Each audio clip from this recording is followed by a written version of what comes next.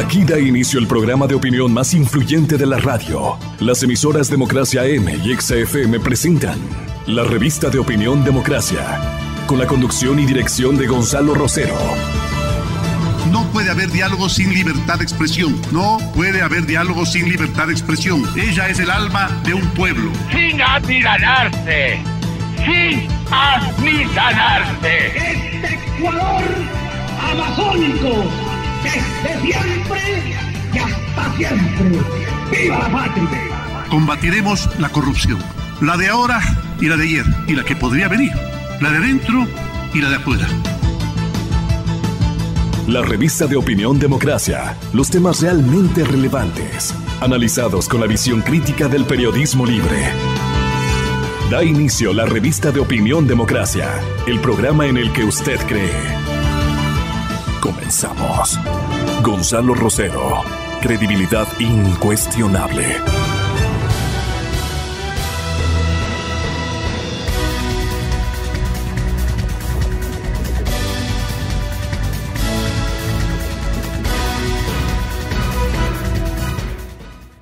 Muy importante, muy interesante además, encontrarme en este estudio y contar con la presencia de la doctora Angélica Porras, ex vocal del Consejo de la Judicatura, conocedora del tema que hoy es de dominio público y que estampan los principales titulares, las fundamentales crónicas a las que se refieren los diferentes impresos de nuestro país. Está también el doctor Luis Muñoz Pasquel, conocido abogado, defensor de Laura Terán. Ella viene a ser, doctor, una especie de asistente de la primera, pero trabajaban mancomunadamente en un mismo edificio con oficinas contiguas. ¿Qué hacía Laura y qué hacía Pamela? No, me olvidé del nombre de la señora Pamela. ¿Qué hacía Laura y qué hacía Pamela? Usted defiende, es abogado defensor, señor doctor Muñoz Pasquel, de la segunda, de Laura, ¿no es cierto? En primer lugar, ustedes como abogados de la República son libres y tienen una obligación ética, humana y de solidaridad. Además, es una obligación de profesión otorgar ayuda jurídica y auxilio en defensa de tesis de gente que resulta de una u otra manera acusada de alguna violación de carácter legal. De manera que yo le doy la más cordial bienvenida y tiene aquí un medio de comunicación para expresarse con total libertad hasta que termine este insuceso que nos tiene a todos preocupados. El expresidente Correa ha sido entrevistado por Radio Majestad en últimos días. Y era dicho simple y llanamente cuando le manifiestan, vean, están publicadas todas sus contactos, sus pláticas y conversaciones con diferentes actores también o coautores, digamos, de este episodio. Y él ha dicho, ¿cuál es el problema? ¿Dónde está el problema? Ha reiterado. En esos chats no hay nada de malo. Son conversaciones privadas. Esto ha dicho desde algún lugar de Bélgica, en diálogo con sus contertulios, los colegas periodistas de Majestad. Consultados sobre si esos diálogos son veraces o no, a propósito de las revelaciones de los medios, el expresidente dice, sí, ¿y cuál es el problema? ¿Dónde está el delito? Refirió que la fiscal general del Estado, en su maldad, filtra a la prensa conversaciones privadas. Los chats son reales, pero díganme ¿en dónde está lo malo de estos chats? Creo que hemos sido por 3 ocasiones simultáneamente reiterativos en esta respuesta. ¿Ustedes qué opinan, doctora Porras, por ser dama y distinguida abogada de la República? ¿Y qué opina usted como defensor? Señor doctor, bienvenidos a los dos. Tengan la bondad de ejercitar un vistazo a esta circunstancia. Doctora Porras, ¿qué opina de la reacción de Correa? Bueno, muchísimas gracias por la invitación. Un gusto estar aquí. Bueno, yo quisiera decir que es importante mirar este caso en el contexto del país. A ver, este caso ha tenido revelaciones muy graves, muy preocupantes respecto de varios asuntos. Primero, el tema de la corrupción, de la posible corrupción que haya detrás. Luego, el tema de la posible influencia del sector del Ejecutivo en los jueces, que es otro elemento muy, muy grave. Y luego el caso específico, ¿no? Es decir, la trama que hay alrededor de estos depósitos que se han hecho para las campañas políticas. ¿Qué hay de malo que yo haya manejado la justicia? Casi que nos dice el primer mandatario. Bueno, ¿no? yo creo que el tema, a ver, habría que efectivamente el tema del manejo de la justicia, que es además en el que yo puedo pronunciarme porque algo conozco de él, es preocupante esta situación, era un rumor a voces, todo el mundo lo sabía, pero no había pruebas tan contundentes como las que aparecen aquí en este proceso.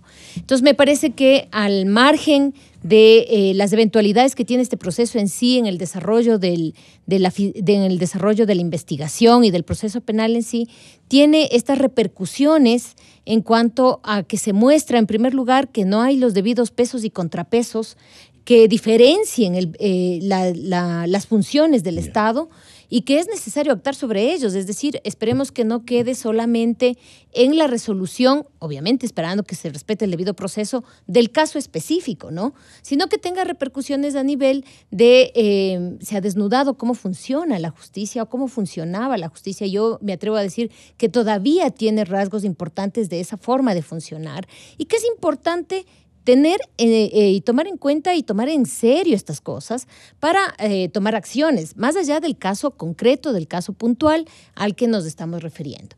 Y con respecto a los chats, me parece a mí que esto habría que valorarlo en el contexto del proceso penal. Si es que son relevantes para el proceso penal y si es que ya dejaron de ser, porque ya se pasó de la etapa de indagatoria, si ya dejaron de ser reservados, no hay ningún problema. Pero habría que ver si son relevantes para el proceso penal. Yo ahí no sabría decir, porque si es que son informaciones o conversaciones privadas que no son importantes para el proceso penal, no sé cuál es la relevancia de sacarlos a los medios, tomando en cuenta que son conversaciones entre políticos, ¿no? Entre políticos que ejercían el poder. Pero eso, diría yo, tendríamos que ver en el contexto del proceso específico que se esté llevando. Yo quiero realizar algunas consultas a distinguidos abogados de la República en minutos más, pero al contar con la colaboración de Luis Muñoz Pasquel, le pregunto al abogado defensor de Laura Terán. Obviamente, en las primeras pláticas con usted, cuando ella requirió de su compromiso de defensa, lo obvio, lo lógico es conversar con la cliente. ¿Y cómo Laura describe la relación y las responsabilidades que tenía que confiarle a usted? Van a advertirse en el resto de la investigación. Tenía la una y la otra, pero en lectura simple o convencional de cualquier ciudadano, lo que resalta, doctor Muñoz, es que su defendida ejercitaba una secretaría, vale decir, una prosecretaría, a una secretaría titular y a la confiabilidad que tenían los actores fundamentales en transmitirle no precisamente a Laura, o era, esto es a manera de pregunta, o Laura y Pamela tenían la misma dimensión de confianza que se supone debían tener ellas para haberles ubicado en oficinas contiguas con trabajos de tanta coordinación inmediata y consistente. Si es tan amable, placer tenerlo acá, Luis Muñoz. Licenciado Rosero, primero buenos días. A los años que le veo, no le ha pasado un día. A la doctora Porras igual. Siempre voy a admirar. La doctora está muy... Se mantiene muy guapa, igualita, ¿no? Que cuando me fui del país, que es hace un montón de años. Este es un tema, la doctora Porras, y permítame comenzar por una frase que dijo la doctora Porras. Es un problema tan complejo que tiene una dimensión totalmente diferente a reducirle a un tema de aportes económicos de algunas empresas para una campaña electoral. Esta mesa tiene varias patas. La una afecta a la parte económica que se está investigando por parte de Fiscalía, pero hay una mucha más grave que es la fe pública. La doctora Porras ha tocado y con mucha claridad el tema de que el manejo a los jueces y al Poder Judicial dio como resultado no que se pierda plata, que se pierda la fe en el país y en las instituciones. El Poder Judicial ecuatoriano tiene una deuda terriblemente grande con el Ecuador y tiene que intentar desmontar este aparato mafioso que fue puesto en la función judicial. Por esa razón intervine en este proceso, licenciado Rosero. Le comento que en mis primeros diálogos con la señora Laura Terán, a quien le guardo aprecio personal, luego de haberle conocido, porque le conocí en la cárcel, ella pidió el auxilio profesional de mi oficina y acepté bajo dos condiciones. La primera, que ella entienda que objetivo no iba a ser como abogado, porque fui víctima también del aparataje de Correa. Y eso me volvía inobjetivo, pero que si ella aportaba con toda la información que tenía ella, que en ese momento no sabía qué tenía yo. Ese fue su consejo. Así es, que si ella aportaba con esas pruebas a quien debía aportar, que era la institución, a la Fiscalía del Estado, y luego que esto sea un puente con todos los medios de comunicación, no en términos de selectividad, sino en términos generales, que el país sepa a través de los medios qué se hizo en esa época, yo intervendría en ese proceso.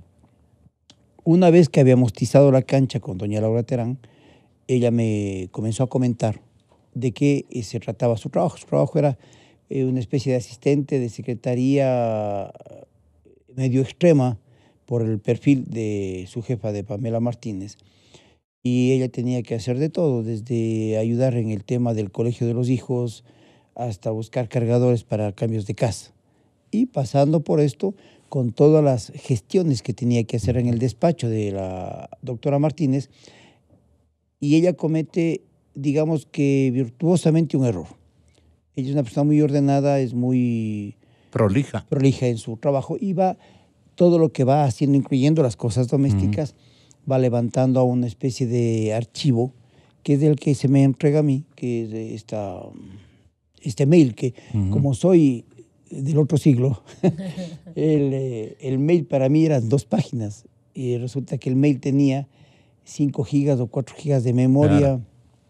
Había 22,000 documentos, y entonces inmediatamente recurrí a la Fiscalía a decir que se investigue esta documentación y que se la judicialice. En términos de realidad y sin una carga emocional, sino objetivamente, ayudando a buscar una verdad procesal.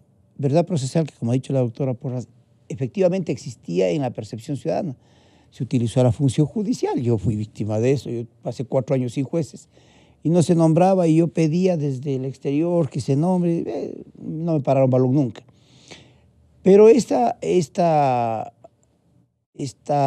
proceso despierta en el ecuatoriano un montón de cuestionamientos que deben ser positivos, y ojalá cuando se llegue a una verdad procesal haya sancionados, si es que el caso fuese, y si no, tiene que el país darse cuenta de lo que hemos generado, porque esto es colectivo, ¿no? Esto no es de culpa de Rafael Correa, ni mucho menos.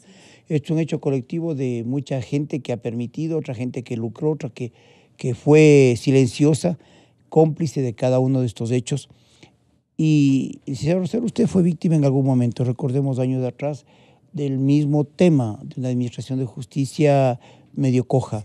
La de ahora es ciega, sorda y muda, y eso es gravísimo.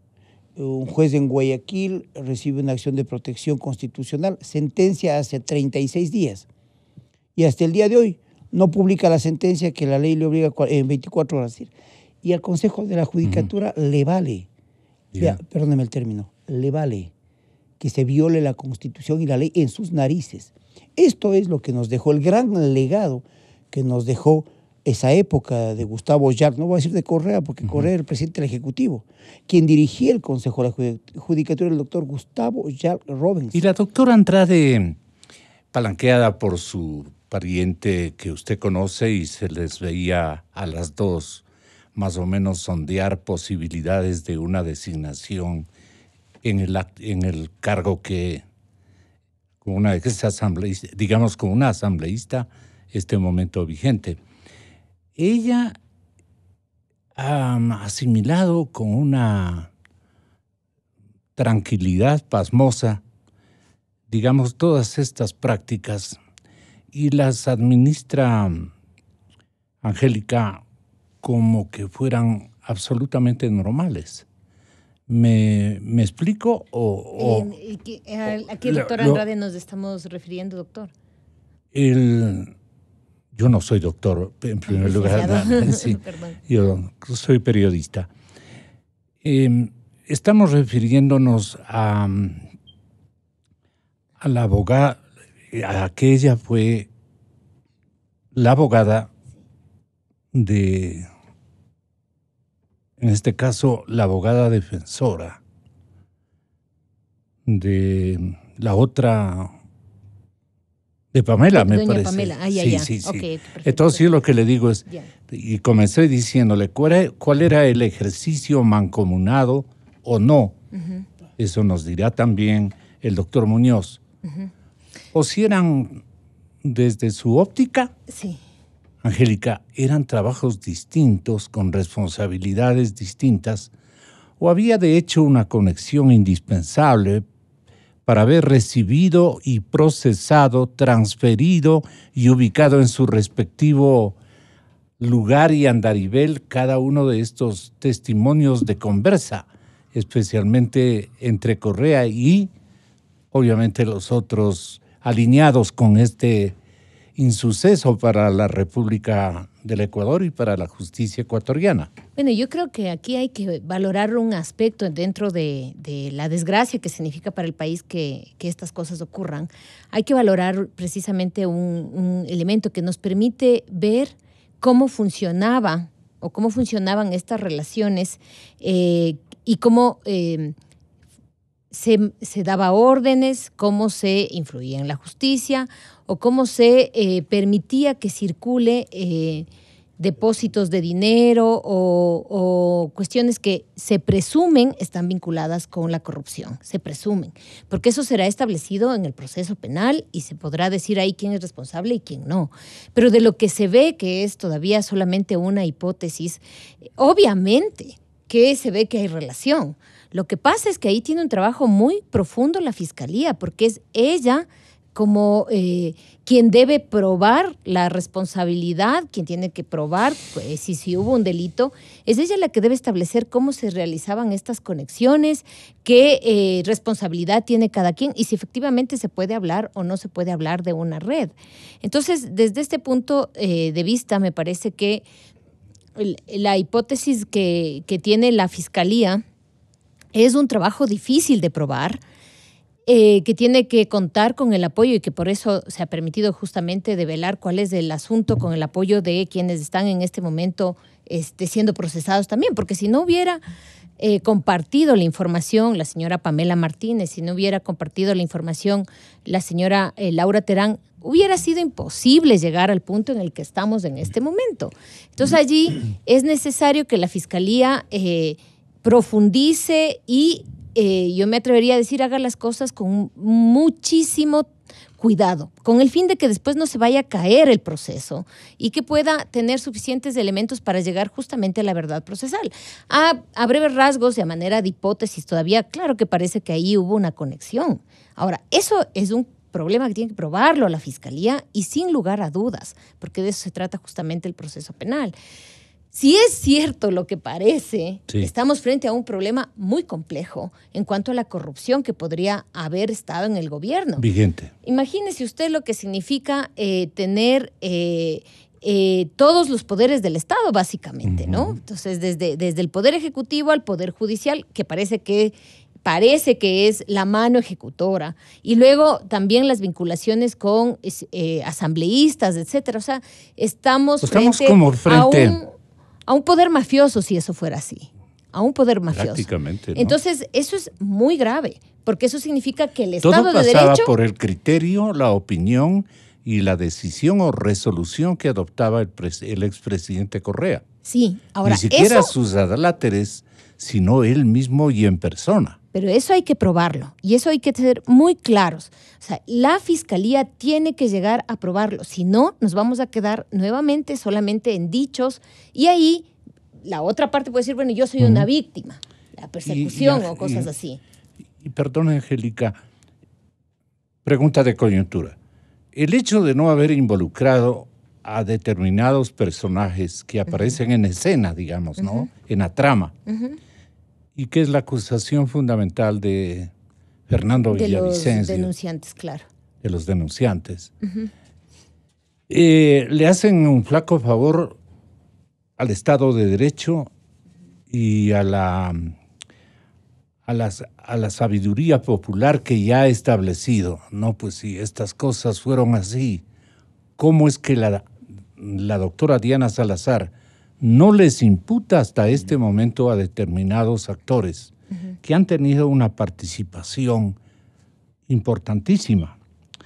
Por ejemplo, aquí dice, como perlas del Mashi, se dice Fernando, de esta entrevista con Radio Majestad, Fernando Villavicencio vive de lo que calla y de lo que dice.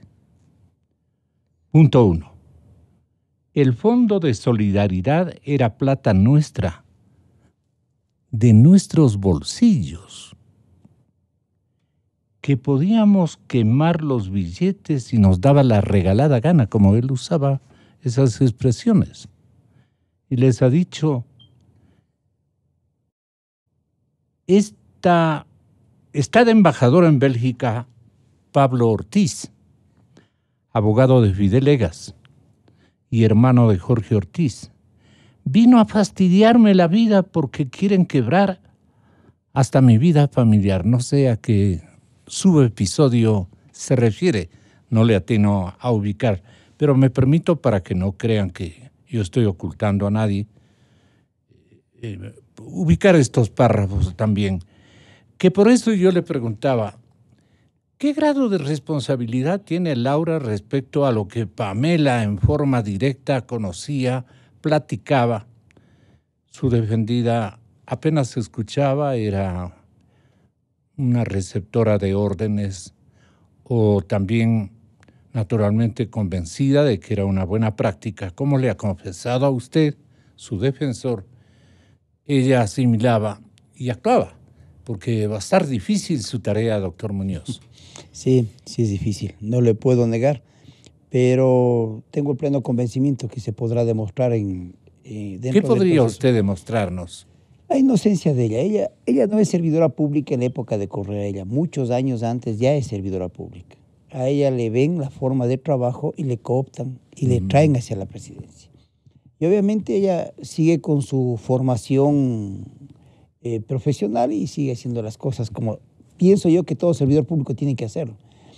Si no, imagínese cuántos servidores públicos en la época de Rafael Correa deberían estar enjuiciados por cumplir funciones dentro del sector público.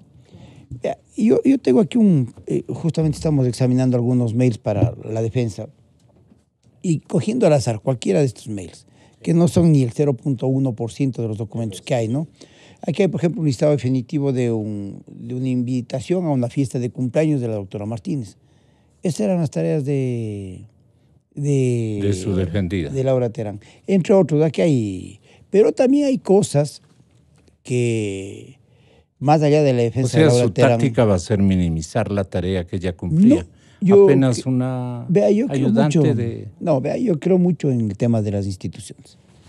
Yo fui un dirigente sindical, usted recordará, y bravo para una huelga cuando defendía la independencia del Poder Judicial.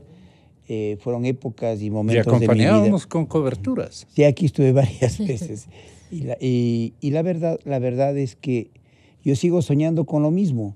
La independencia del Poder Judicial, que ojalá algún día se dé, va a permitir que el país tenga el lujo y el privilegio, porque ahora no lo tenemos, de que el día de mañana sepa que el juez que le está juzgando es un juez absolutamente imparcial. Y que si tiene que sancionarle, le va a sancionar, y si no le tiene que sancionar, no le va a sancionar.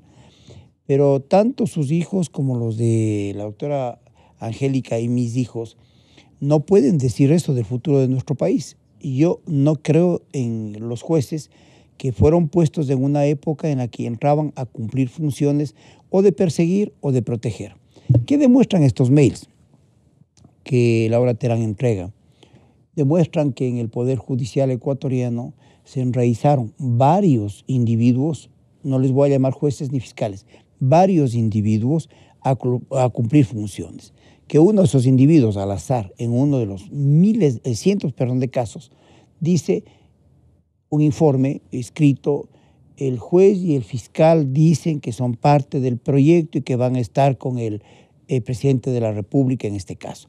Se meten en todo lo que no deben meterse y eso para mí es un peculado. Para mí como abogado, el Ejecutivo no tenía por qué gastar dinero del erario nacional para pagar abogados a que estén metidos en procesos judiciales en los que estaba, por ejemplo, Fidel Araujo. Y le digo, y pongo siempre el nombre de Fidel Araujo porque en la vida del militar a la vida del civil hay una diferencia gravitante. El militar nace militar y se desarrolla y se perfecciona en la escuela militar. El rato que usted irrumpe en la vida de un militar le deja sin vida. Y eso pasó, entre otros, con Fidel Araujo. Así fue. Con quien me une una muy lejana amistad, pero un grado de admiración que le tengo yo a él después de leer esta basura, que lastimosamente para mí es una basura por el contenido y por la forma.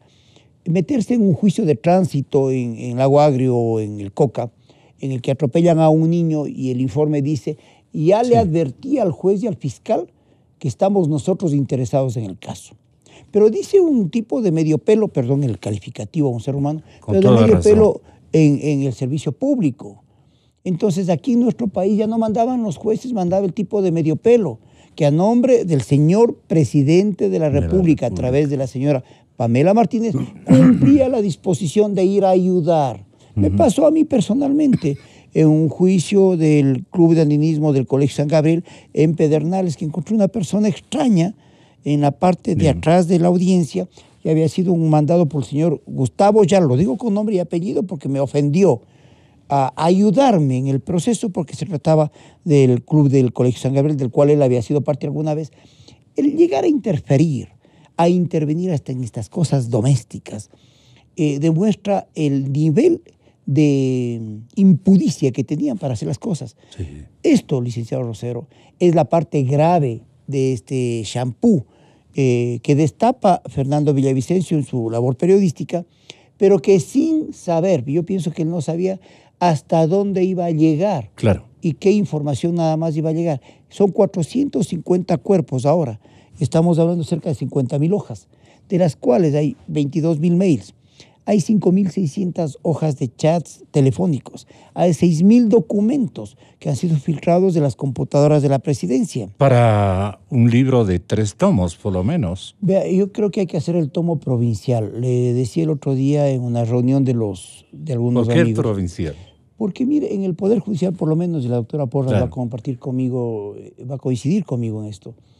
Si nosotros comenzamos a ver, por ejemplo, cuánto se pagó por arriendo en un departamento que es la cuarta parte de esta instalación de la radio. En Montalvo, usted no va a creer que se pague miles de dólares por menos de 150 metros cuadrados.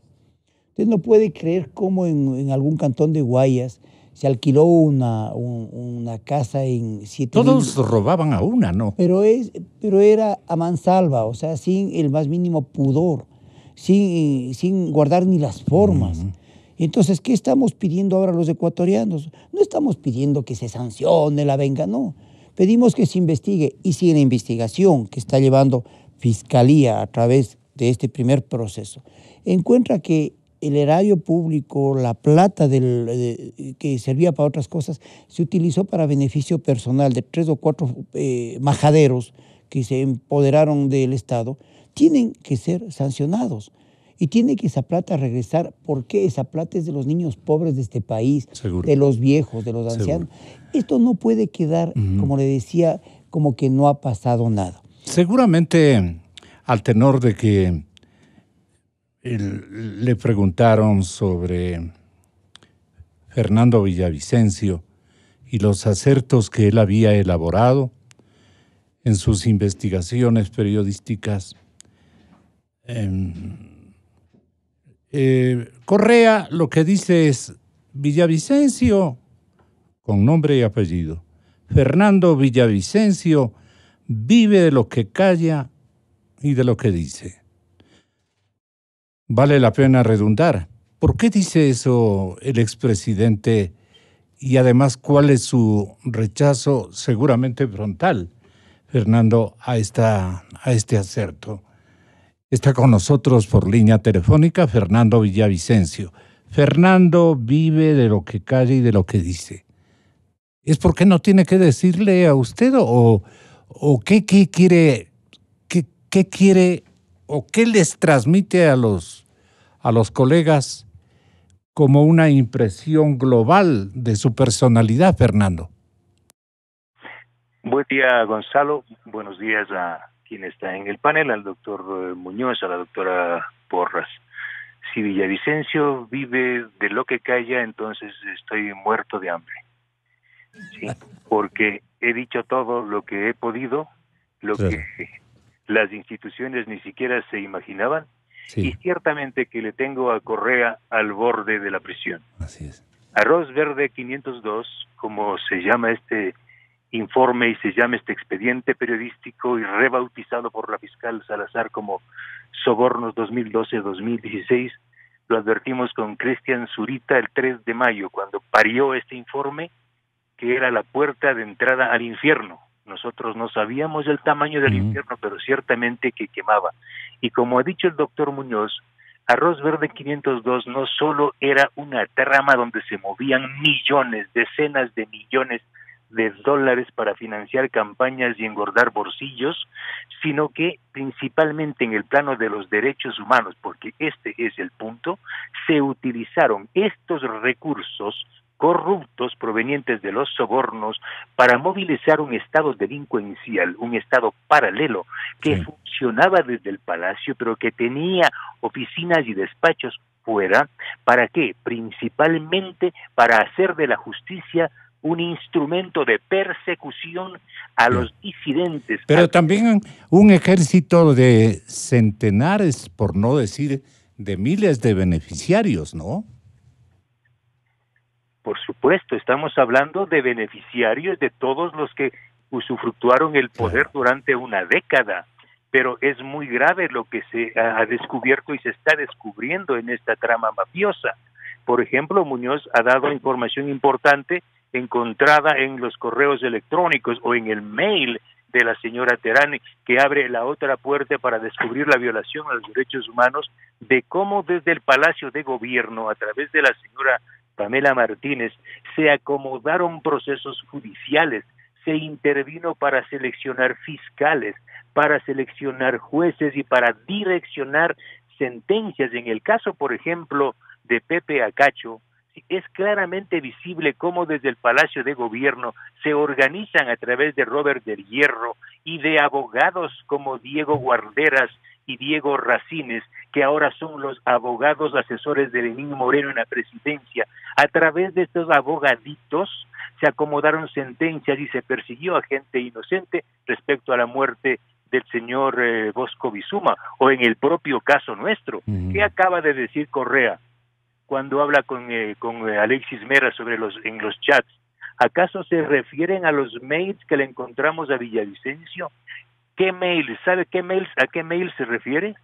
Al allanamiento brutal a mi casa del año 2013, de Navidad del año 2013, cuando invadieron mi casa y se llevaron miles de documentos.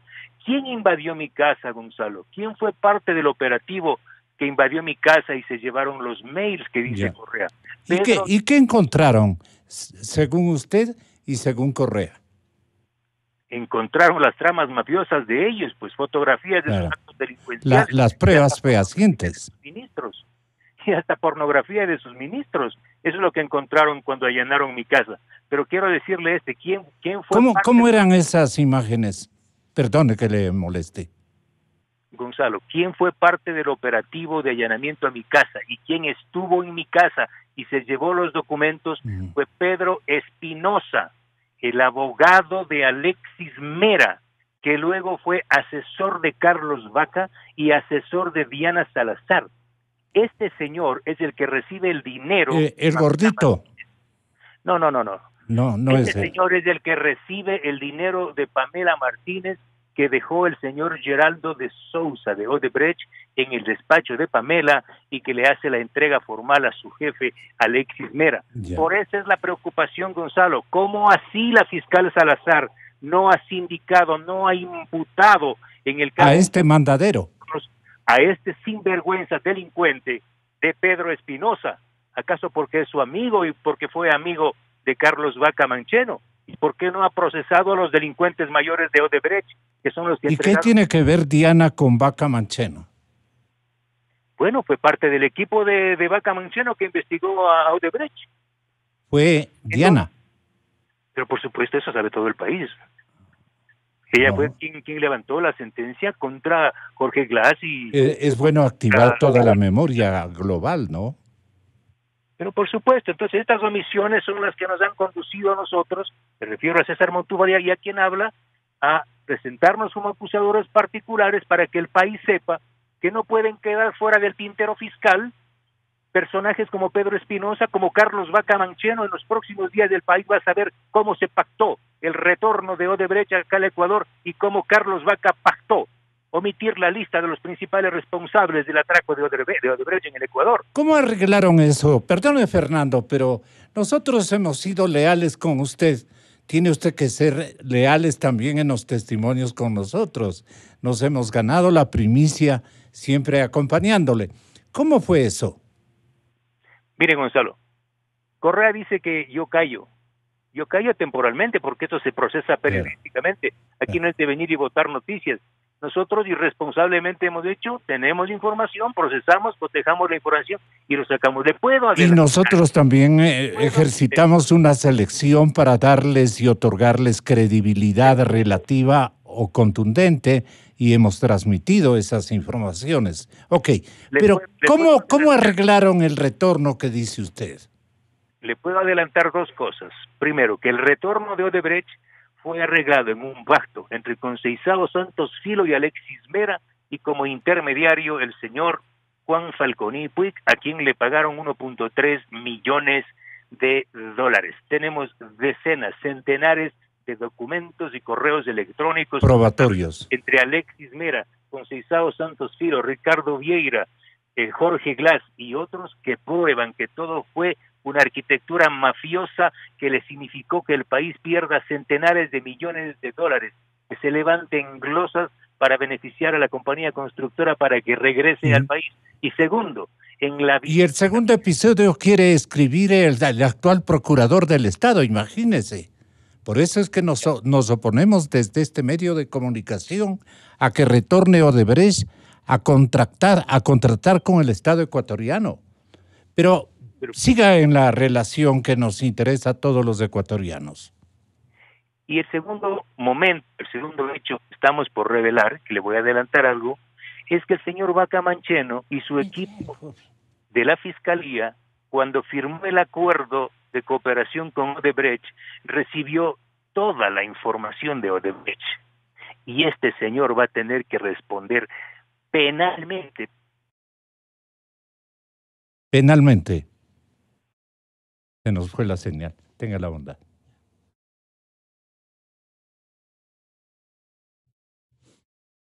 No metan la mano en la telefonía. Se nos fue, ¿no? Vamos con otra línea que tenemos de alternativa. Ya retomamos. Hasta ahí, Angélica, ¿qué va advirtiendo usted?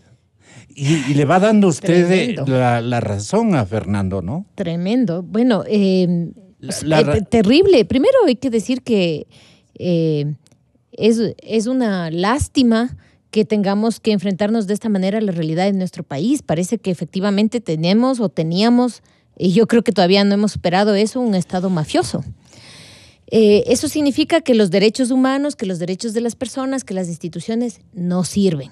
Y que es una tarea de todos los ecuatorianos tratar de arreglar esa situación. Ahora, fíjese usted, el tema de Odebrecht es un tema inconcluso en el país. Es un tema que no ha salido a la luz, las personas involucradas, que se supone se hicieron varios viajes a Brasil para obtener esas listas, se supone que hay colaboración y no ha salido a la luz. Entonces tenemos ahí una deuda de la Fiscalía. El otro tema, ¿qué pasó durante el ejercicio de la Fiscalía del señor Vaca Mancheno? ¿Qué sucedió? Todo eso que ha relatado Fernando Villavicencio nos preocupa muchísimo y muestra el grado de deterioro al que llegaron nuestras instituciones, ¿no? Uh-huh. Imagínese los nombres que salen allí. Uh-huh. Imagínese todos los nombres que ha puesto en la mesa el señor Villavicencio. Y que nos muestran que además circulaba muchísimo dinero allí y que eso puede indicar cómo se manejaban todos los negocios, porque él está hablando de Odebrecht. Si así se manejaba el tema de Odebrecht, las otras empresas que también trabajaron en el Ecuador seguramente hicieron lo mismo. Entonces estamos frente a una situación de deterioro total y absoluto. A mí me parece muy grave la cuestión y me parece que dado que todos tienen su historia, sería bien importante tener mecanismos de participación directa de la ciudadanía para la vigilancia.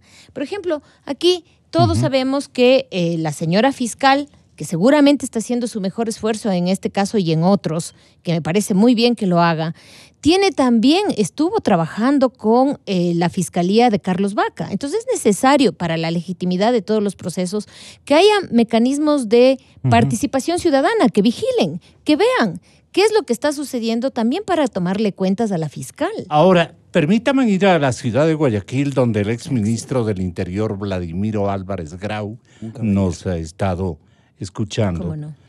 Este caballero está este momento con nosotros. Doctor Vladimiro, como siempre, mi saludo de respeto para usted.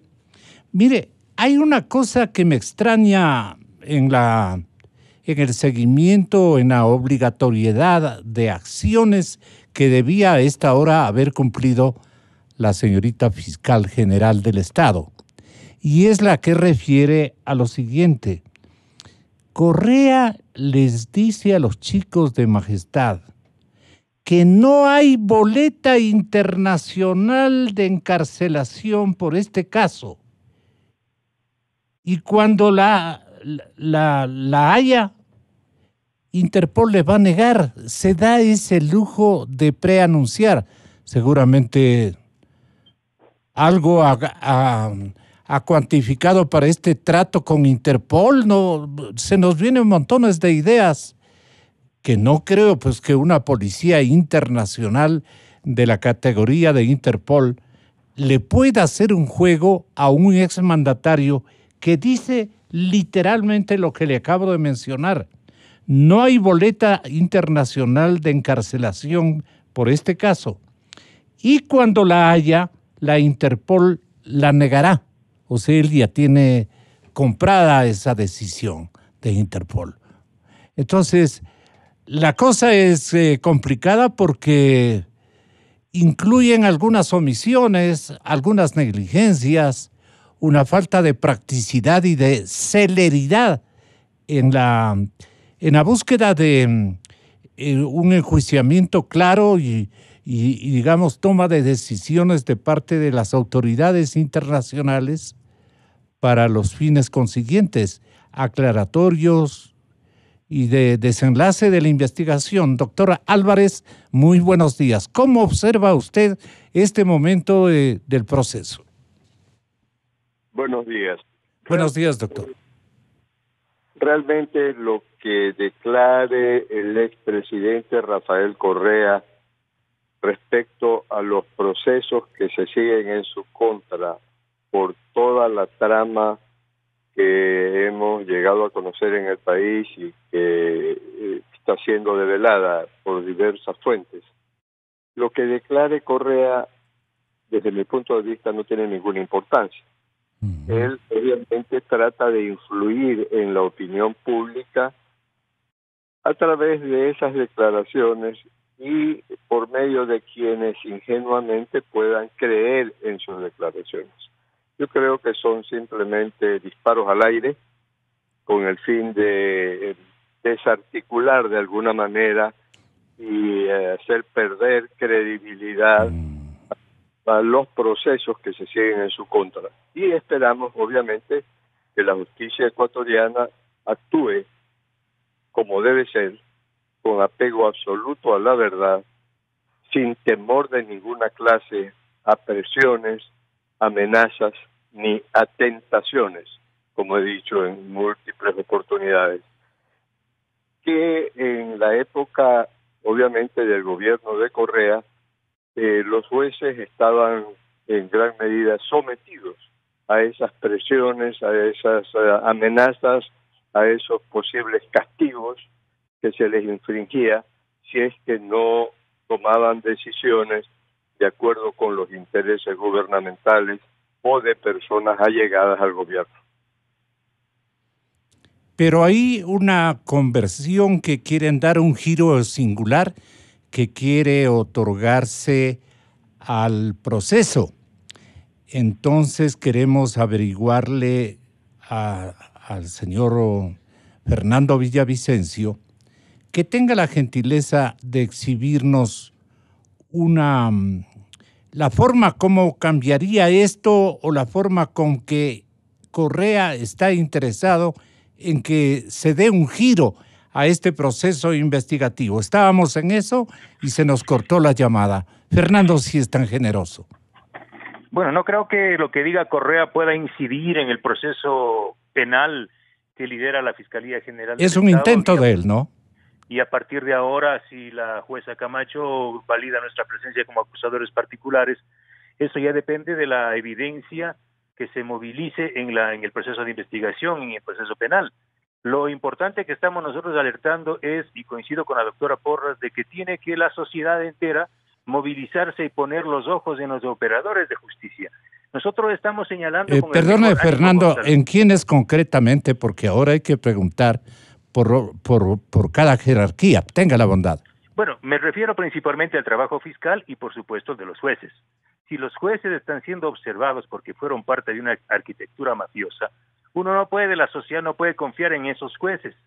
Si la fiscalía fue parte de esa arquitectura mafiosa que nos persiguió, no podemos confiar enteramente en la fiscalía, aunque yo siempre he rescatado, y vuelvo y reitero y subrayo, destaco la labor valiente de la fiscal Diana Salazar, pero también subrayo las gravísimas omisiones, como haber dejado fuera a los principales cabecillas de la banda, me refiero a de los que sobornaron, integraron los sobornos, como en este caso Odebrecht, Telconet, las compañías chinas como Andes Petroleum y CNPC, y también haber dejado fuera a importantes exfuncionarios públicos como el señor Pedro Espinosa y el exfiscal Carlos Vaca Mancheno. Por esa razón nosotros estamos interesados y hemos decidido ingresar a este proceso. Y si la justicia no nos permite, lo vamos a hacer por otra cuerda. Por eso la acusación particular, ¿no?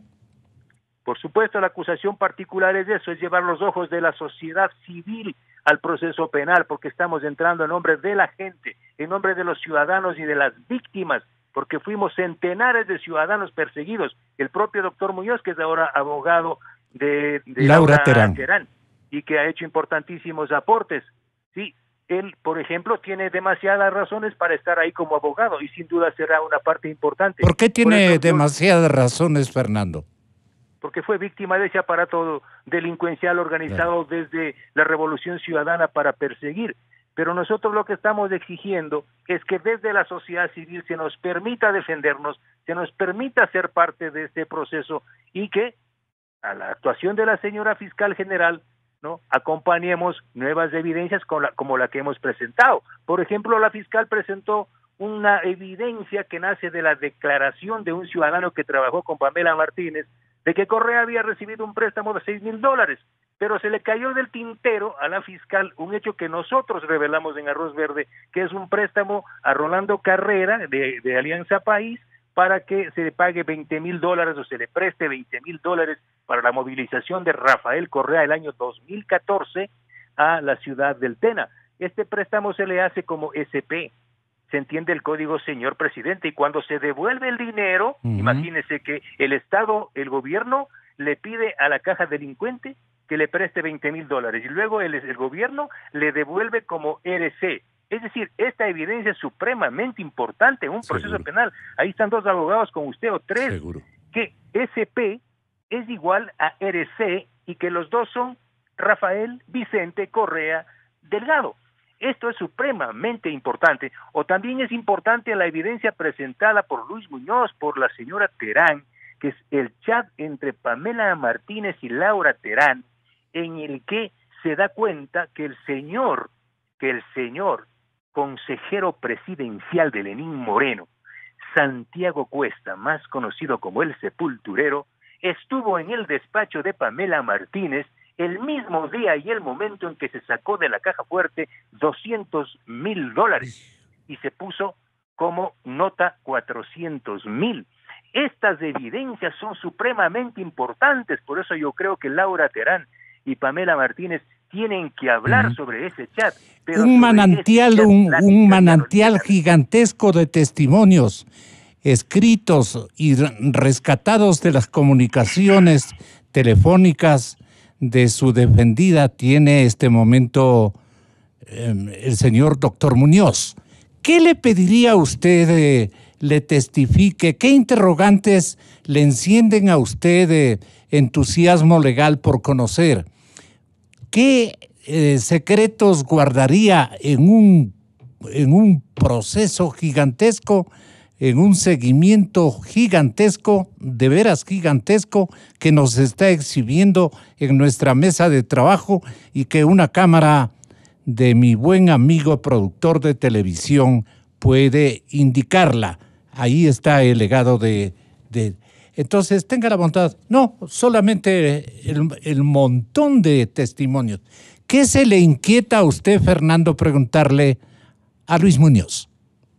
Mire, yo creo que Luis tiene en sus manos una oportunidad magnífica a través de la información que él maneja. Son 22,000 correos. Yo he accedido a importante información que está en manos de la fiscal y que se originan en Laura Terán. Pero este chat al que yo hago referencia, que está acompañado de otros correos electrónicos donde está la carta que envía el consejero Santiago Cuesta, alias del Sepulturero, a Rafael Correa cuando se llevaba muy bien con él y trabajaba y le enviaba las encuestas y le dice, querido presidente, y ahí viene la súplica y el pedido de que meta las manos en la justicia y que impida que la fiscalía sentencia o lleve adelante un proceso de investigación por un informe de la Contraloría de $3 millones. Usted tiene las pruebas de que eso le pedía. Y claro, tiene ahí, Luis Muñoz tiene esos documentos. Y por ejemplo, es importante que Laura Terán le diga a los ecuatorianos, y para eso está Luis Muñoz, a quien conozco años, décadas, es importante que ella le diga la pregunta que le hace Pamela Martínez a Laura Terán. Le pregunta, Lauri, el señor Daniel Cao, ¿le preguntaste a Daniel Cao sobre el dinero faltante?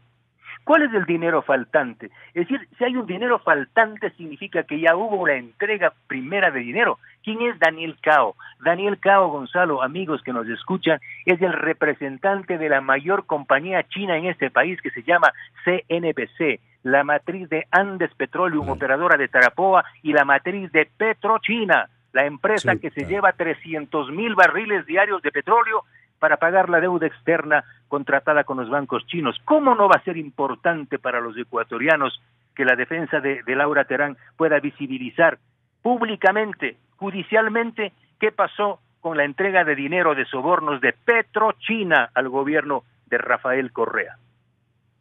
¿Qué encontró en estos casos, Alfredo, usted, en los documentos que transcriben precisamente esas pláticas de su cliente y naturalmente que hacen testimonio global de lo que hacían con la otra doctora, con la otra colaboradora en este caso de Rafael Correa, fundamentalmente de Rafael Correa.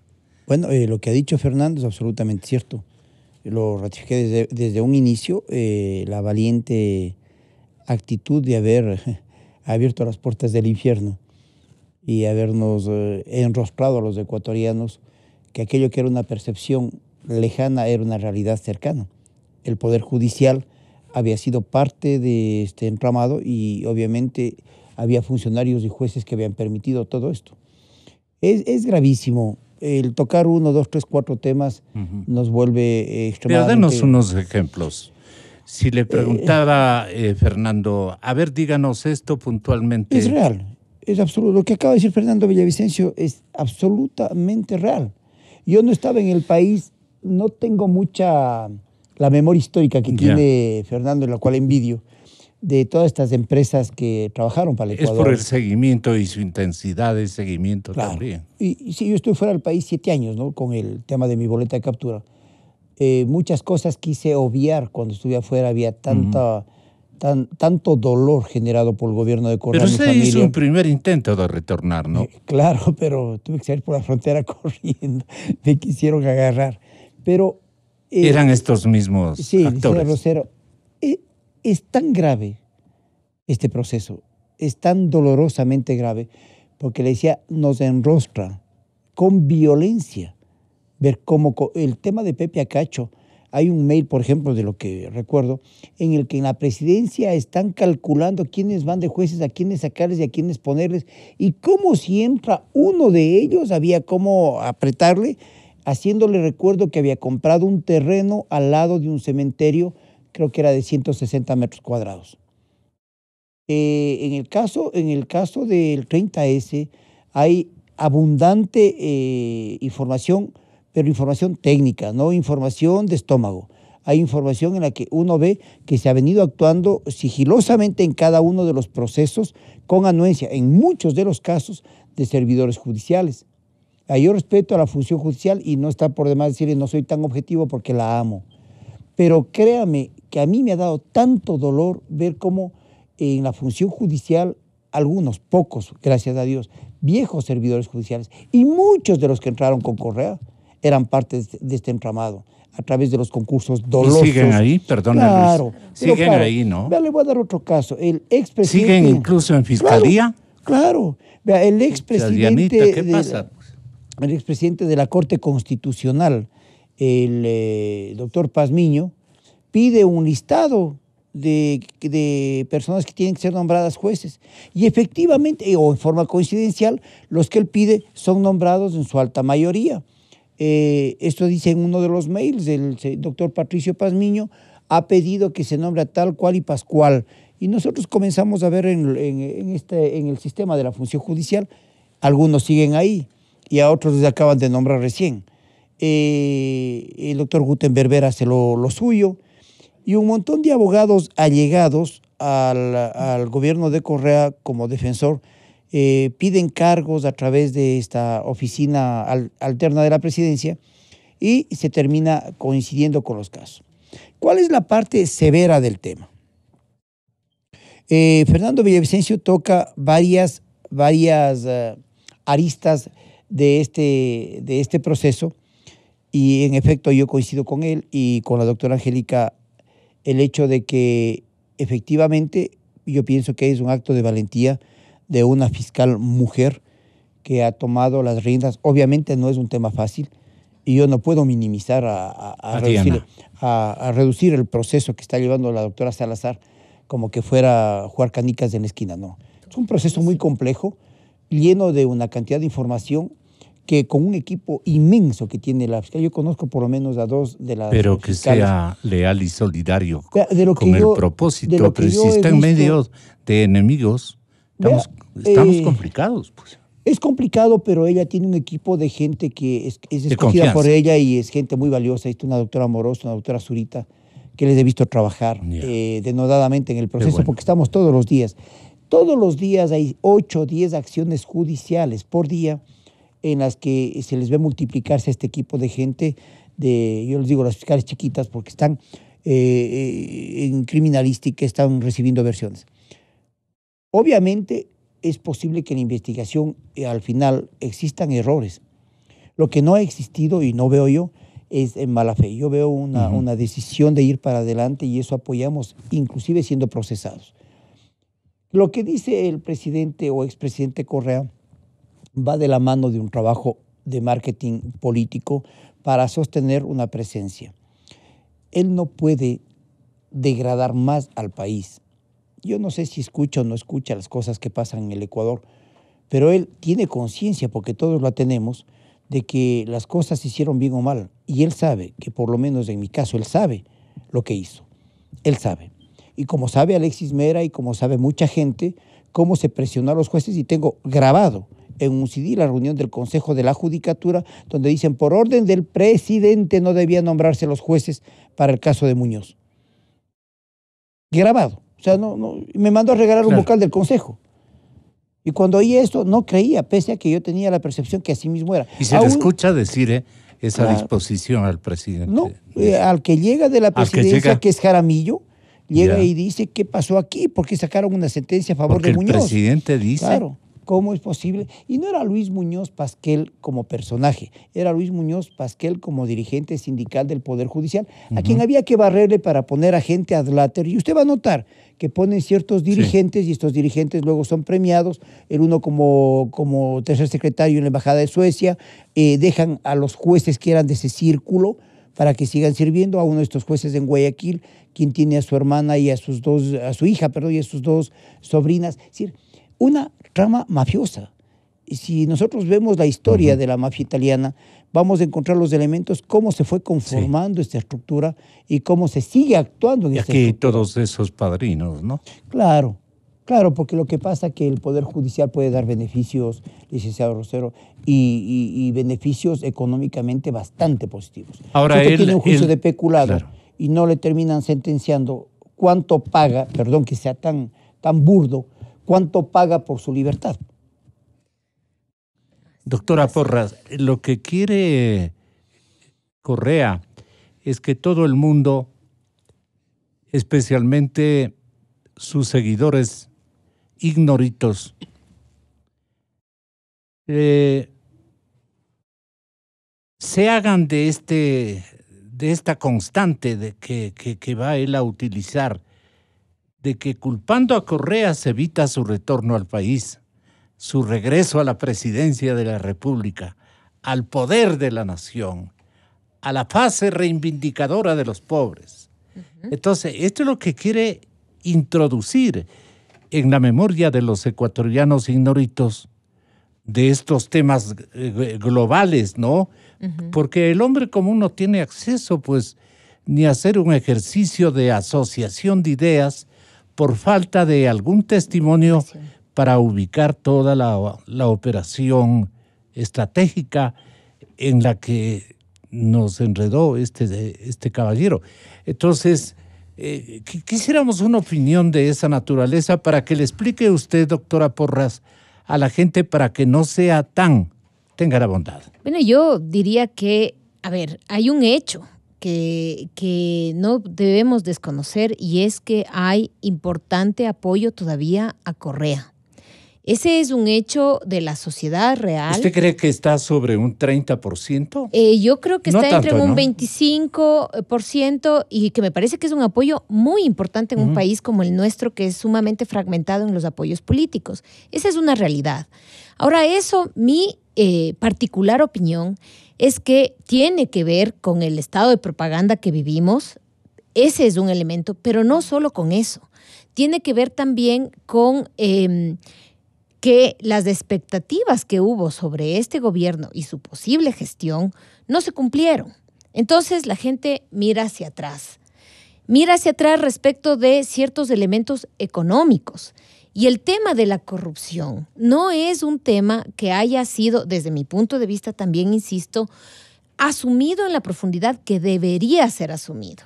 Entonces, cuestiones como, por ejemplo, la del señor Cuesta, que aparece en las denuncias y que no ha sido, pero ni por asomo, preocupación de ninguna investigación.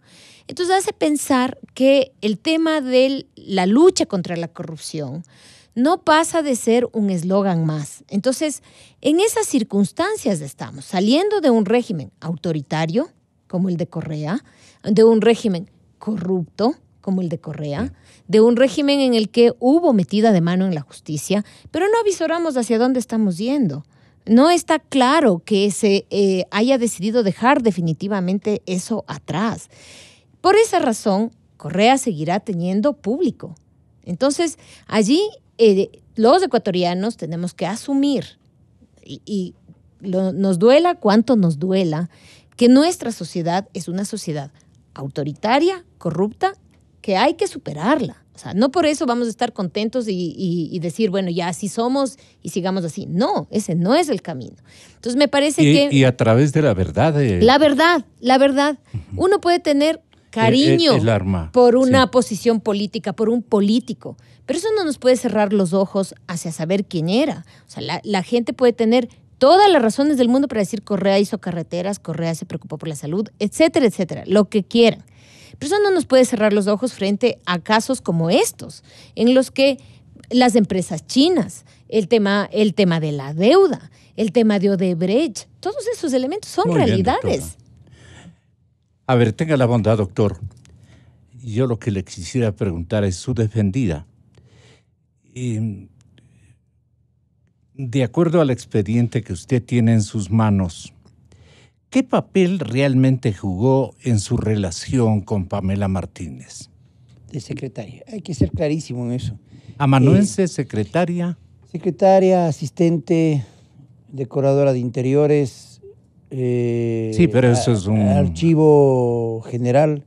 Uh-huh. Sí, es una funcionaria que cumple una multiplicidad de elementos de trabajo burocrático ligado a su jefe, que es la doctora Martínez, y ella, a su vez, transmitiendo órdenes desde la Presidencia de la República. Uh-huh. Lo que así es ir archivando cada uno de los documentos. Estos documentos que están aquí, que no representan, estos apenas son 200 mails que estoy analizando. Ajá. Nada más, son 22,000. Es una cantidad inmensa de archivos. Que no ha alcanzado todavía usted a leer. No, imposible, y no creo que vaya a alcanzar tampoco. Pero el resumen del testimonio, bueno, yo serví para esto, me contrataron para esto, se me fue en esto. Recuerde, el licenciado Rosario, yo no estaba aquí, no estaba fuera del país. Claro. Pero en el año 2013 o 14, yo entiendo que Odebrecht era una gran empresa brasileña que hacía obras gigantes en América Latina. Así es. No era la gran corruptora de América Latina. Claro. Si a mí me decían en ese momento como abogado, ¿quieres trabajar para Odebrecht? Es que era un privilegio, además de que debe haber sido un honorario muy agradable. Hasta ahora para algunos han recibido a unos emisarios. Me imagino que sí. Poniéndoles alfombra. Sí. Entonces, póngase a pensar que una funcionaria pública que estaba trabajando secretaria recibía, decía, esto dice el señor de Sousa en el testimonio, él iba por orden del señor Concienciado Santos, llegaba a la oficina esta de la Presidencia de la República a entregar sobres como consigna directamente a la doctora Martínez. Entonces le pregunta a la fiscal, le preguntó, ¿y usted le conocía a Laura Terán? Por supuesto, es quien nos abría la puerta para ingresar a hablar con Pamela Martínez. Yeah. En algún momento de esos llega Alexis Mera y está Laura a esta oficina del Concord. Exacto, esta paralela oficina del Concord. Llega Alexis Mera, o creo que no, perdón, ahí cometo un error. Es en la oficina cuando funciona, esta misma oficina funciona atrás de la presidencia. Creo que el edificio se llama La Unión. Yeah. Pasa Alexis Mera, ingresa a la oficina y está ahí Laura Terán y le piden que salga ella de ahí. Que no se quede porque había la entrega de los sobres. Cuando se desayuna de que esos sobres son dinero, es cuando el señor Cristian Piteri abre un sobre delante de ella, esto está en la versión de Laura Terán, y cuenta los billetes. Porque además parece que no se tenían mucha confianza entre ellos. Parece que se quitaban el uno al otro la guita. como pasa en todos estos movimientos. Se quedaban con los 200. Sí, con una partecita del botín. Entonces, yo pienso, ya tocando la parte seria del problema, imagínense en esta hora que hemos estado juntos, la cantidad de barbaridades que han entrado en nuestra alma de saber qué pasaba debajo de las cobijas del Estado. O sea, aquí se negociaba todo. Inclusive el fútbol. Porque hay un mail, en el que se le pide que intervenga en el proceso judicial contra el Negro Paz de la Liga. Cuando tenía las diferencias con el señor Chiriboga del Ecuatoriana Fútbol. ¿Qué se deje entrever? Que el gobierno le apoyaba a Chiriboga en contra de Paz. Claro. No tengo nada contra ninguno de los dos, pero ¿qué tenía que meterse la presidencia de la República en eso? El señor Caupolicán Ochoa manda un oficio diciendo: mi hijo es el genio del mundo y quisiera que le nombren, y efectivamente le nombran como viceministro de Justicia. De Justicia, nada más. Vea, licenciado Rosero, años hemos pasado juntos como ecuatorianos viendo pasar la historia por nuestros ojos. Unos de una manera, otros de otra manera. Sí. Posiblemente desde miradas diferentes. Pero lo que nunca hemos visto es esta mañosa forma de hacer gobierno. Claro, ahí usted puede entender por qué se cerraban las radios, por qué los canales de televisión eran perseguidos, cómo articulaban para perseguir a un periodista que investigaba cosas que a ellos no les gustaban. Ahí entiende cómo se fueron contra la Iglesia Católica, cómo se fueron contra las Fuerzas Armadas, cómo quitaron la institucionalidad de la policía, en el Poder Judicial, en la Fiscalía General, es decir, cómo se comieron el país. Hay un cuadro en el Museo de Barcelona, un cuadro inmenso, que es El hombre comido por el poder. Eso es lo que pasa con Correa. El poder le comió. Ese es un hombre comido por el poder, enfermo por el poder, y demuestra que en todos estos actos lo único que buscaba es acallar a cualquier disidencia, a cualquier forma de pensar diferente, y eso atenta gravemente al concepto de democracia. El haberse volado la institucionalidad del Poder Judicial es haber pegado en la base, en la raíz del árbol.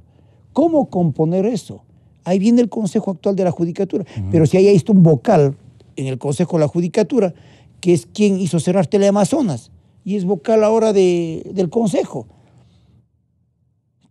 Volvieron al reparto. Cada provincia tiene un padrino. Ya no hay la discusión y el debate de los mejores cuadros del país, de los mejores abogados, sino quién es de mi sector, cuál es de mi segmento.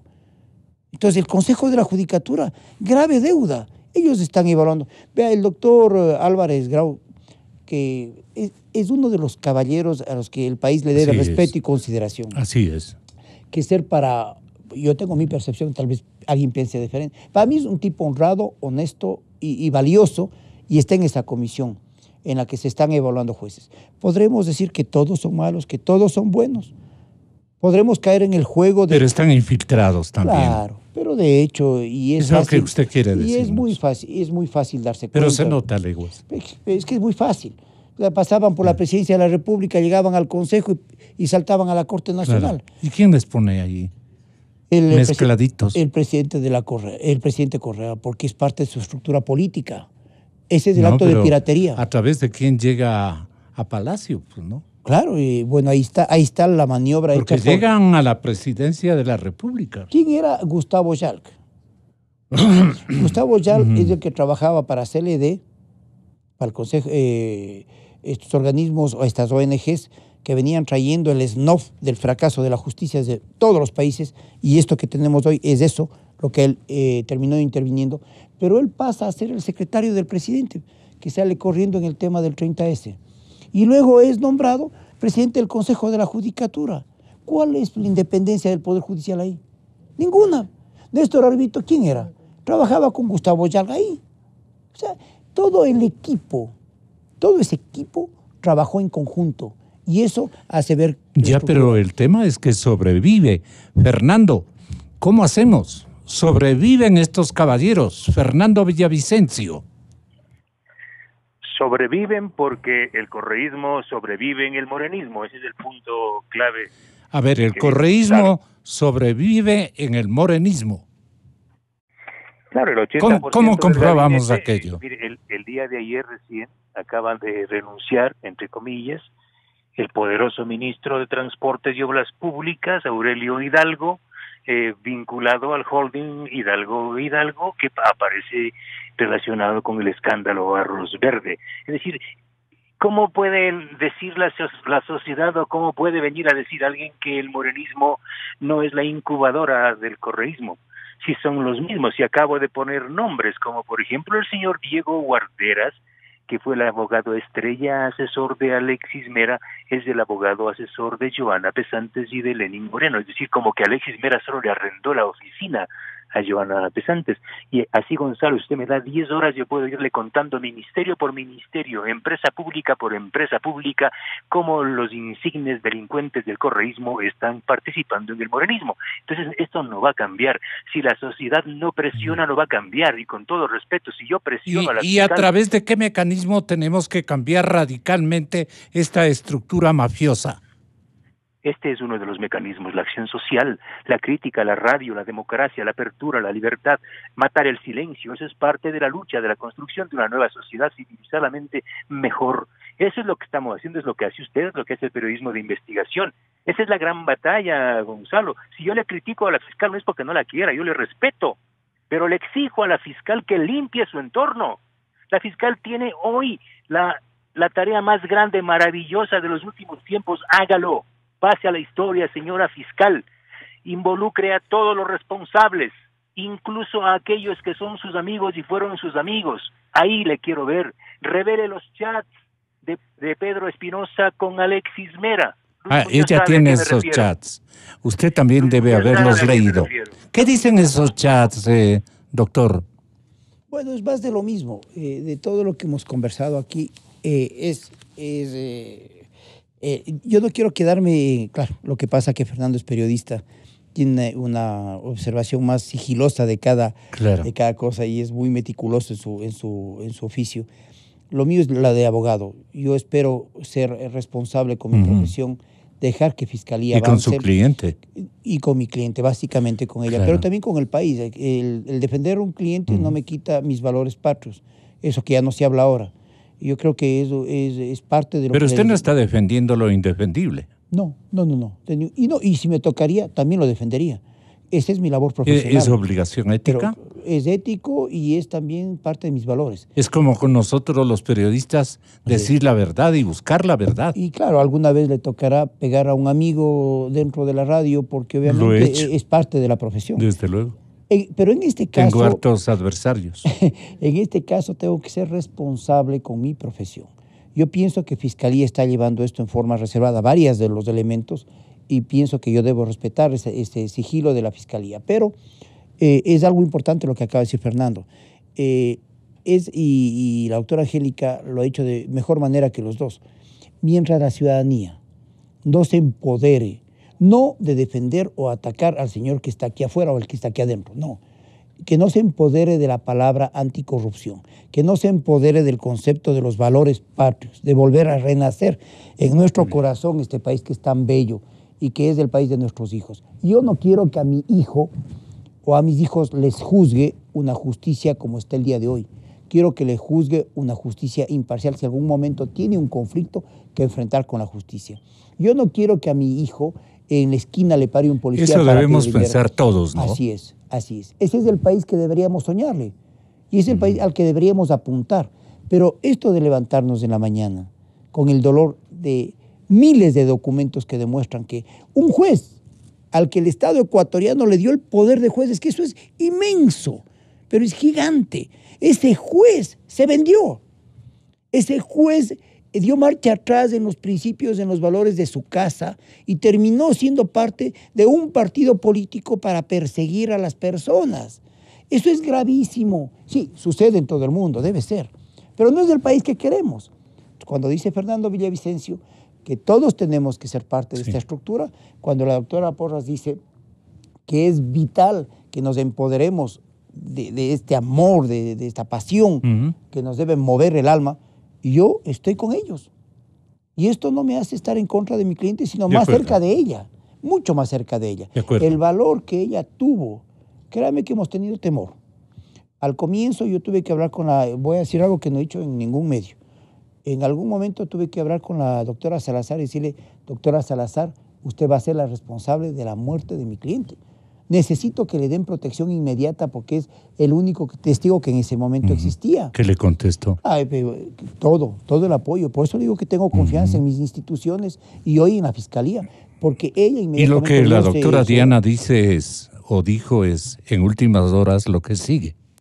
Procesalmente, la Fiscalía tiene una estrategia que poco a poco va a ir revelando cuando presente el caso ante la Corte Nacional de Justicia. Ustedes deben estar conscientes y seguros, así mismo como el país, que la Fiscalía es una institución que actúa técnicamente, sin cálculos políticos. Nosotros actuamos con base en la verdad procesal y es a esa verdad procesal a la que ustedes tienen acceso y después en los tribunales, no en las mesas electorales, sabrán juzgar la actuación de la Fiscalía. Tal vez el camino que está recorriendo la señorita fiscal es intrincado, desde luego que lo es, pero no, ¿cómo achicar ese camino para que no se la confunda? Porque lo que dice responde a la verdad. Pero denme tiempo, dice. Yo no puedo atropellar procesos que tienen que nutrirse de la mayor cantidad de pruebas y testimonios. Claro. Es lo que yo le entiendo. Pero claro que sí. Mientras tanto, Angélica puede pecar de ingenua, porque dilatar esto es la herramienta de los otros. Sí. Pero, a ver, me parece a mí que preferible despacio y bien hecho para que después no se caiga el proceso. No sea revisable. Claro, no se caiga el proceso y además gane legitimidad, porque todo esto que se ha dicho, que todavía tenemos a personas que no son las mejores en las instituciones y todo eso, es cierto. Entonces, la legitimidad hay que írsela ganando con el proceso, con el trabajo técnico, como ha manifestado la fiscal general, que me parece que así debe llevarse adelante. Pero allí el tema de las discusiones a nivel de las universidades, las discusiones a nivel de foros ciudadanos, a nivel de los medios de comunicación, son vitales para que se pueda seguir adelante con el develamiento de la verdad, con el develamiento de los responsables y también con la muestra de que realmente hay un compromiso con superarnos como sociedad y dejar estos mecanismos de corrupción que van desde todo nivel, que van desde el policía que acepta la coima hasta casos en los que se paga a los jueces. Entonces, y se paga a los jueces cantidades que son impensables en un proceso. Entonces, me parece que estos temas tienen que ser también, las universidades tienen que meterse en el tema del análisis, del estudio, de qué hace la función judicial. O sea, no hay estadísticas confiables. Tiene que ser un problema de toda la sociedad. Qué academia más descuidada, ¿no? La verdad es que sí. ¿Cómo es? O sea, la academia tiene que estar a la vanguardia. Alejadas de la realidad nacional, universidades trágicamente y académicamente mal configuradas. Y fueron aisladas también, porque no había cómo pronunciarse, acuérdese. De jurisprudencia, otrora, solo la Facultad de Jurisprudencia de la Universidad Central ponía a los presidentes en su justo lugar, ¿no? Por eso los ataques se concentraban solo en ese edificio, ¿no? Sí. Así fue, por algo sería. Para hablar tenemos muchas cosas, pero tenemos un tema por el que están aguardando distinguidos invitados. ¿Cuál es su compromiso, Luis? Como siempre le he tratado. ¿Cuál es su compromiso, Luis? Llegar a ayudar, ¿no? A aportar. Yo creo que los abogados somos parte del sistema, no estamos fuera del sistema. Aportar para que se llegue a una verdad procesal. Aquí no se trata de que le juzguen a Pedro, María o José por los gustos. La doctora Porras ha sido clarísima. Esto es un tema de derecho y de justicia. Yo creo que tenemos herramientas suficientes, tenemos pruebas suficientes, tenemos una buena fiscal que está trabajando bien. Esperamos que el Poder Judicial no nos traicione en la recta final y que se llegue a... ¿Qué puede pasar en la recta final? Bien traído eso a colación. Que en alguna artimaña legal se tuerce el proceso. ¿Hacia dónde pueden torcerlo? A una nulidad, ya, entre otras cosas, a una sentencia favorable para quienes no se merecen, o a una carga en contra de quien no debe ser cargado. Del más débil. O sea, tiene que actuar... Es que la mafia es poderosa. Pero vea lo que dijo el doctor Álvarez Grau, la madurez es madurez. La mafia, ¿no?, que quiere volver es poderosa. Claro, ¿no? Que no se fue. No se fue. No se fue. No se fue. Está aquí. O sea, eso hay que estar muy claro. Si usted ve que todavía... ¿Están oyendo, oyentes? La mafia sigue aquí, dicen. Claro, si las estructuras siguen casi intocadas. Yo le puedo dar una treintena de nombres en el Consejo de la Judicatura, que eran gente que trabajaba con Gustavo Denos, Galvez. por favor, unas 5. Me comprometo. Ya. Como este rato también le hago llegar a usted parte de los mails, porque yo creo que, además, estos documentos no pueden ser patrimonio de nadie, sino de todos. Del pueblo. Y lo que decía la doctora Porras, esto debería tener cada organización social y debatirlo. En la familia se debe debatir, porque esto contraría los valores que nos dieron los antiguos, ¿no es cierto? Estamos rompiendo facultades de jurisprudencia, comiencen universidades con esto. Hagan seminarios, saquen estos mails, analicen el comportamiento. Es un gran debate nacional para rescatar la institucionalidad. Mira, yo me encontré en el aeropuerto de Lora con un exministro, no lo digo porque es un amigo personal, y no vale tampoco las... Era ministro en ese estado de Correa. Era el mes de febrero, faltaban 4 o 5 meses para las elecciones. Había saltado el tema de Petroecuador. Y yo venía viendo a un cliente, a un bananero en la provincia del Oro, y regresaba en el vuelo. Y él cruzó el aeropuerto. Estaba también Juan Chávez, que era asesor de Gustavo Yal. Nos habíamos encontrado porque fuimos compañeros de la Universidad Católica. Y se acercó este ministro, esto lo sabe Juan Chávez, fue delante de él. Y me dijo... Yo le dije, oye, pero ustedes se cayeron en estas elecciones, ustedes van a perder las elecciones con semejante caso de corrupción en Petroecuador. Me dijo, hermano, eso a nosotros no nos afecta en nada. Literal. Dije, bueno, no te afecta electoralmente, pero tú eras un hombre, un poeta, un hombre con otro tipo de conceptos. ¿Cómo es posible que no te afecte? A mí me afecta como abogado y como ciudadano que estén hablando de Petroecuador, porque comenzaba el tema de la refinería, de todas esas cosas. Ese era el pensamiento que tenían. No les afecta. Ahí veo un montón de gente de izquierda que era militante conmigo. Sin vergüenzas. Son los nuevos ricos. No, sin vergüenzas. No se han sonrojado. Se han dejado el pelo como marxismo son una comunidad de nuevos ricos. No, pero no son... No todos. Y no es del marxismo. Claro.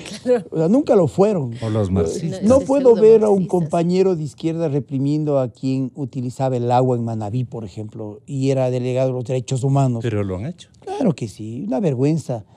Y además una vergüenza nacional, porque la historia desde el comienzo del siglo pasado, lo dice Enrique Ayala, fue vulnerada por este tipo de gente, ¿no? Luis Alfredo, muchas gracias. Muchas gracias, Angélica. ¿Un final, tal vez, usted? Bueno, esto es una tarea de todos y de todas, y estos espacios que usted tan amablemente abre a todos nosotros y nosotras, me parece que tienen que continuar. Es que es nuestra obligación. Así es. Es nuestra obligación. Muchísimas Angélica gracias. Porras, muchas gracias. Luis Alfredo Muñoz, muchas gracias. Fernando Villavicencio, muchísimas gracias. A todos, muchas gracias. Pero su leal compañía, estimado amigo oyente, de un Ecuador distinto, nos hace el bien, nos otorga el privilegio de ser los primeros. Inicio de espacio promocional y publicitario. Tu Mastercard te da más que el efectivo en